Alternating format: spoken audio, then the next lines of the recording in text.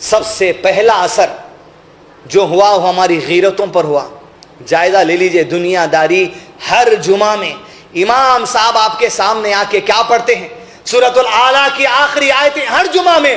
بل تؤثرون الحیات الدنیا والآخرۃ خیر وابقیٰ. تم نے زندگی کو بہت ترجیح دے دیا ہے، لیکن آخرت تو خیر اور ہمیشہ رہنے والی ہے. کیوں اکبر خان یاد نہیں رہتا؟ کیوں مدارس یاد نہیں رہتے؟ کیوں اسلامی کام یاد نہیں رہتا؟ کیوں زکوٰۃ صدقہ غربا کو دینا یاد نہیں رہتا؟ کیوں مساجد کی تعمیر یاد نہیں رہتی؟ کیوں دینی مدرسوں کی تعمیر یاد نہیں رہتی؟ کیوں اپنے بچوں کی تعلیم و تربیت یاد نہیں رہتی؟ غیرت مر گئی.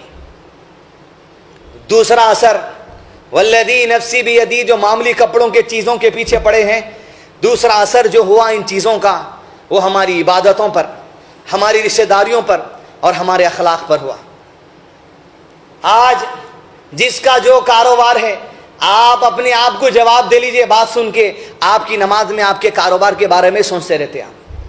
کپڑے والا کپڑوں کا، لوہے والا لوہے کا، لکڑی والا لکڑی کا، کنسٹرکشن والا کنسٹرکشن کا. کیا ہماری نمازوں سے توجہ نہیں چلے گئی؟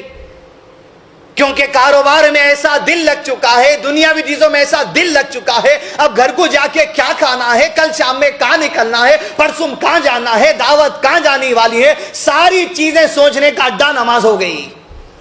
والذی نفسی بیدی، جس کے ہاتھ میں اللہ کے نبی کا جان ہے، کس کے پیچھے پڑ گئے؟ آج نمازیں کمرشل ہو گئی، آج رشتہ داریاں کمرشل ہو گئے، آج اخلاقیات کمرشل ہو گئے. سبحان ربی الاعلیٰ آپ بول رہے ہیں، مگر کون ہے وہ اعلیٰ؟ سبح اسم ربک الاعلیٰ نہیں معلوم. سبحان ربی العظیم اور آپ کہیں گے وہ عظیم، وہ عظمت والا رب کون ہے؟ نہیں معلوم. زبان پہ تو سبحان ربی الاعلیٰ سبحان ربی العظیم ہے، لیکن توجہ دکان کی طرف، کپڑوں کی طرف، گھر والی کی طرف، بچوں کی طرف، پکوان کی طرف، ٹی وی کی طرف، کھانے کی طرف، سوشل میڈیا کی طرف. اللہ کے نبی صلی اللہ علیہ وسلم نے کہا اللہ عز و جل ایسے لوگوں کی دعا کو قبول نہیں کرتا جس کا دل اللہ کی یاد سے غافل ہو. زبان پہ تو اللہ ہے لیکن توجہ میں اللہ نہیں. رشتہ داریاں آج کمرشل ہو گئی. جہاں دو رشتہ دار ملے، السلام علیکم وعلیکم السلام. دوسرا سوال، کیسا چل رہا کاروبار؟ کیا کر رہے ہیں کاروبار؟ بہت سے بہت ہو گیا. کیا پڑھ رہے ہیں آپ کے بچے؟ انٹر میں چھے. کیا پڑھانے کا ارادہ ہے؟ بس رخا چھپا کے جو چیز تمہارے کو فائدہ دینے والی ہے، بس اتنی زندگی ہو گئی.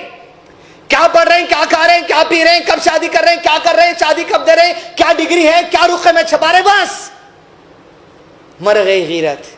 رشتہ داری کمرشل، عبادتیں کمرشل، اخلاق کمرشل. ایسے کمرشل اخلاق، رشتہ دار سے ملنے کا طریقہ الگ. ایک غیر مسلم اگر آپ سے بزنس کرنے والا ہے، انہیں آگے آپ کی دکان پہ اٹھ کے ادھر ٹھہر جاتے، جیسا باپ سے بھی نہیں ملتے، ویسے ملیں گے اس سے.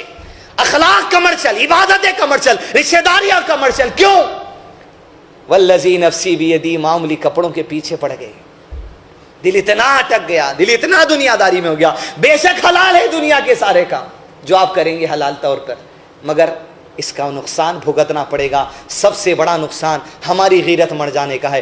دوسرا ہماری عبادتوں، رشتہ داریوں اور اخلاق کا جو نقصان ہے، اس کو سنواریے. اللہ کے نبی نے صحابہ سے کہا اتنا معمولی مت سمجھو، سعد کو جو رومال جنت میں دیا جائے گا، ارے یہ تو اس سے بھی بہتر ہے. ایک صحابی اللہ کے نبی صلی اللہ علیہ وسلم کے پاس دوڑتے ہوئے آئے. سورہ نساء سورہ نمبر 4 آیت نمبر 69 کی تفسیر میں واقعہ ملتا ہے. دوڑتے ہوئے آئے، کہا اے اللہ کے رسول صلی اللہ علیہ وسلم، میں جب میری بیوی میرے بچوں کے ساتھ میرے گھر میں بیٹھتا ہوں، اے اللہ کے نبی صلی اللہ علیہ وسلم، بے چینی بڑھ جاتی ہے، بے قراری بڑھ جاتی ہے، آپ کی یاد اتنی آتی ہے، بیوی بچوں کے ساتھ بھی بیٹھے رہتا ہوں تو مجھے برداشت نہیں ہوتا. اے اللہ کے نبی صلی اللہ علیہ وسلم، جب آپ مدینے میں ہوتے ہیں، میرے گھر چھوڑ کر نکل جاتا ہوں، بیوی بچوں کو چھوڑ کر نکل جاتا ہوں، اور مسجد نبی آ کر ایک جھلک آپ کی دیکھ لیتا ہوں. جب آپ کا دیدار ہو جاتا ہے، دل کو تسکین ملتی ہے، دل کو قرار ملتا ہے، میں چلا جاتا ہوں. لیکن اللہ کے نبی صلی اللہ علیہ وسلم، جب میں اپنی موت کو یاد کرتا ہوں، جب میں آپ کی موت کو یاد کرتا ہوں، دل پھر سے بے چین ہو جاتا ہے۔ جب میں مر جاؤں گا، جب آپ وفات پا کر چلے جائیں گے، اللہ تو آپ کو جنت دے گا، جنت میں آپ الوسیلہ میں ہوں گے، جو ساری انسانیت میں ایک انسان کو دیا جانے والا ہے۔ اور اللہ کے نبی صلی اللہ علیہ وسلم، اگر مثال کے طور پہ مجھے جنت مل بھی گئی،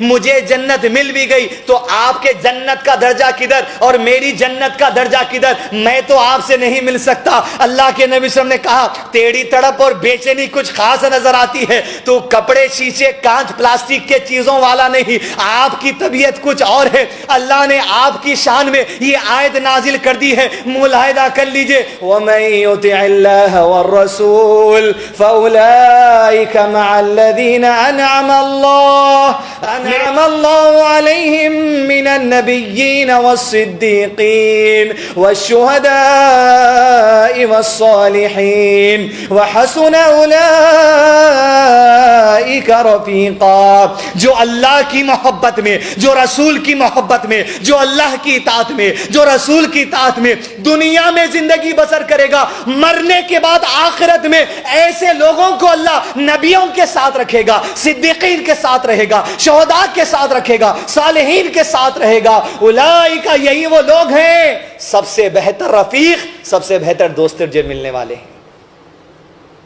عزیزان ملت، غیرت نہیں مر سکتی ہماری۔ اگر اس قوم کی غیرت مر گئی، سمجھو دنیا کے آپ کی بستی میں کوئی کٹ کے مر گیا تو وہ پرواہ نہیں ہو سکتی۔ اللہ غیرت مت مار لیے یہ دنیا کے چیزوں کے پیچھے۔ رفیق، دنیا تو عارضی ہے، جس سے فائدہ اٹھائیے، اللہ کی رضا کمائیے، لیکن سوچ آخرت کی طرف ہونا چاہیے۔ سمجھو